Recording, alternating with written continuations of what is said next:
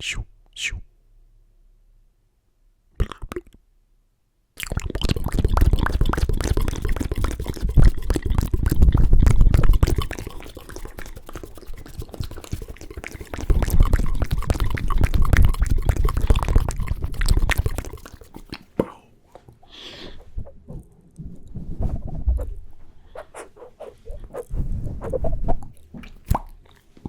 It's Fish Whispers. Back on the mics, back on the mics, back on the mics, back on the mics, back on the mics, back on the mics. And this will be one of the last whisper rambles that I do before we have our little Penelope, before we have our child. It's because Paris is due this week. So, I'm going to be making some videos to be able to drop for you guys while we are on maternity leave. And so a lot of the videos that you'll see in the future are pre-recorded. So, yeah, this is going to be one of the last whisper rambles before I am an official father. I'm already a pre-born father, I guess. But I'll be an actual father in about a week, less than a week. It's only 4 days now, 4 days. And we are so excited to, for this day to finally arrive. You know, there's all the, regular reasons why people are excited to have children, to have their first, second, third, fourth. But there is a pettier reason why we are ready to have the child. And that is because Paris has had 2 doctor's appointments a week for the last 2 months. Yeah, it's a lot of doctor's appointments. 2 doctor's appointments a week for the last 2 months. And they're not quick doctor's appointments. It's not like you get to go in and the doctors ask, general questions, get your vitals done, and then you're out of there. But they have to do a test that takes quite a long time. Oh, I can't remember what the test is called, but the gist of the test is that they emulate a contraction, and then they track the baby's movement to make sure that when Paris gets closer and closer to labor, that the baby's going to be fine during delivery. That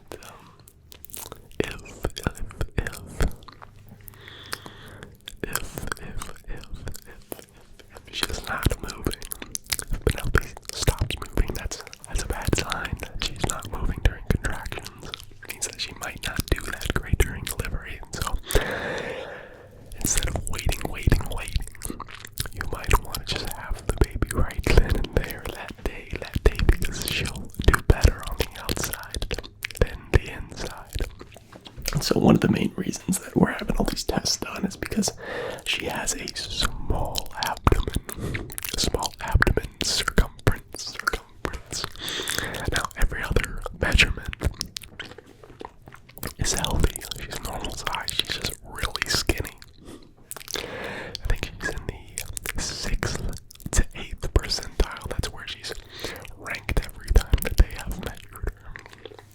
6th to 8th percentile compared to old babies. So she's in this bottom 6%. Not good.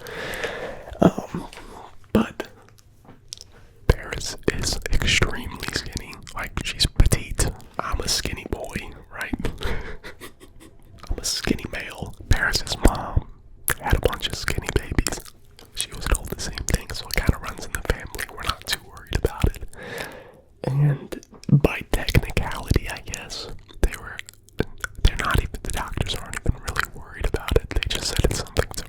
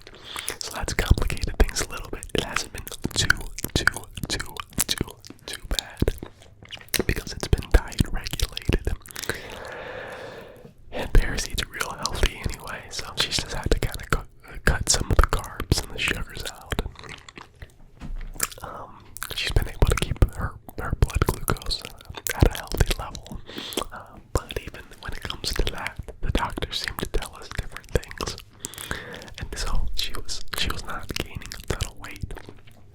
And the doctor told us to cheat on our diet a little bit. Just make sure that the fasting was okay, but the glucose levels don't matter too much as long as the fasting is good. Well, the next week we go back in, and that same doctor that told us to cheat on our diet prescribed Paris to be on insulin because her numbers were high. And so, we're like, well, he told us to do that, and he wouldn't even come in and talk to us. And the nurse said that it wouldn't matter. He would still prescribe insulin. So it's like, what are we even going to these doctor's appointments for? If you're gonna say one thing, and then the next week say another, So it's pretty frustrating. And then there's more examples of that, but that's just one. And so I've been very, very frustrated with some of the doctors at our hospital and some of the people functioning with working at the ultrasound. Now there's a couple women and they're working at the ultrasound. They do a great job, but there's a couple that just seems like they don't really know what they're doing, and we can tell. Plus we've had residency doctors come in and say some things that were just flat out wrong to scare us.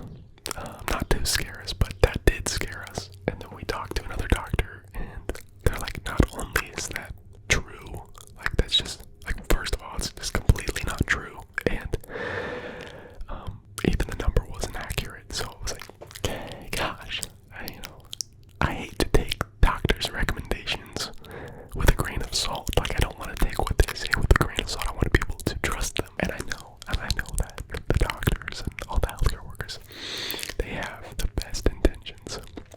And they're learning. And they're just like the rest of us, right? They're learning as they go. And they have the best of intentions. They want to help Paris and I. But it is frustrating when you're going to so many doctor's appointments and you're hearing different things. And I'm a natural skeptic. I feel like I question everything. Just the way that my mind works. I'm a natural skeptic and maybe like half a pessimist. Just mainly when it comes to healthcare. I'm an optimist in life, but a pessimist when it comes to healthcare, especially American healthcare. Healthcare is monetized, and they can make a lot of money by having you come in more. And so it's not that I question, the healthcare workers. I question the system. There's a part of me that questions: do we really need to be coming in this often to have these tests done, or do you really want insurance money? And when you say that you recommend us to come in because this potentially life-threatening thing could happen, even though there's a small chance, and that's kind of what it is. There's such a small chance of this thing happening, so you need to be coming in all the time. And then they put that on us. Well, now if we decide not to do it, it's our fault. But if that thing that has 0.1% chance of happening, if it does happen, and they didn't let us know, that's on them. So it's one of those medical ethics questions where it's so nuanced, it's so gray. And I'm a skeptic, so there's a part of me that's like, man, do they really need to do that? They're making money off of us and our insurance, so they benefit off it, but also they need to tell us and let us make a decision for ourselves. But man, they push awful hard for us to come in. And so there's just been several instances where that's happened, and I don't imagine that ever ends, right? I don't imagine that this goes away. I think we have to keep making decisions like that the rest of our lives, especially for our children and ourselves, where you know the risks. You choose whether you want to test, whether you want to do it or not, right?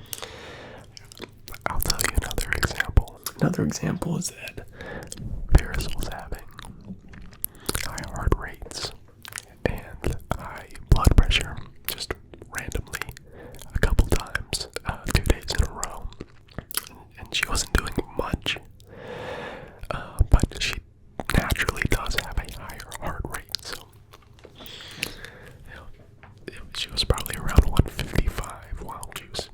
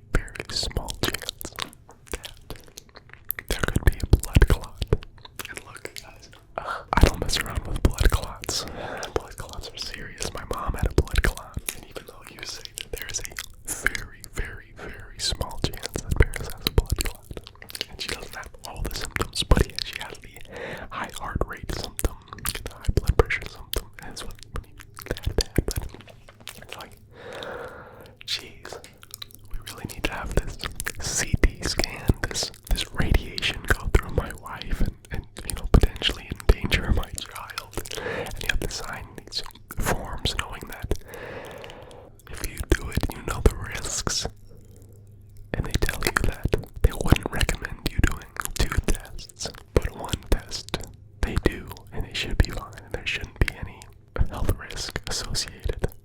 But how big of a difference actually is 2 tests versus 1 test? Because if you do 2 tests, there's risks, there's health risks involved, like major health risks involved, like for the babies.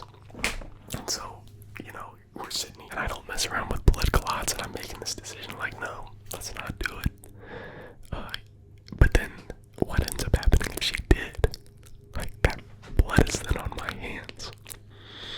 And it's very stressful, and there's just so many decisions that have to be made, and eventually you just have to get to the point of, like, some of this stuff is just out of my hands. Yes, I'm making decisions, but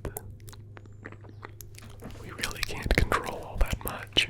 So yeah, we had the test done. She didn't have a blood clot, and so we're just like, man, I'm just praying that radiation doesn't have an effect on little Penelope, But there's just so many of those decisions that have to be made, and I'm just a skeptic, and I know that these people mean well. Absolutely, they all mean well. I just kind of question, do we need to be testing for every little thing? And sometimes, some people might have that blood clot, and they'll find that thing, and you're like, man, thank God I did that testing, because I would have died if I didn't. But then there's the question of, well, I had all these tests done, and now these weird medical things are happening to me, and we can't really explain why. And there's part of me as a skeptic, well, was it because of all the testing that I had done? Things that we did to prevent other things? Well, now other things are popping up. So things get complicated. And I don't want to put blame on anybody. No. But I'm just rambling. I'm just trying to put you all to sleep. Even though I've not been really whispering about anything relaxingly. But I think I've said in the past how I generally don't get too excited for things. I'm so in the present, like I'm so present everywhere that I am, that it's hard for me to even see what's happening a week from now. There's too much to enjoy in the now. But there are some things that I'm genuinely excited for. And that includes one, having my child.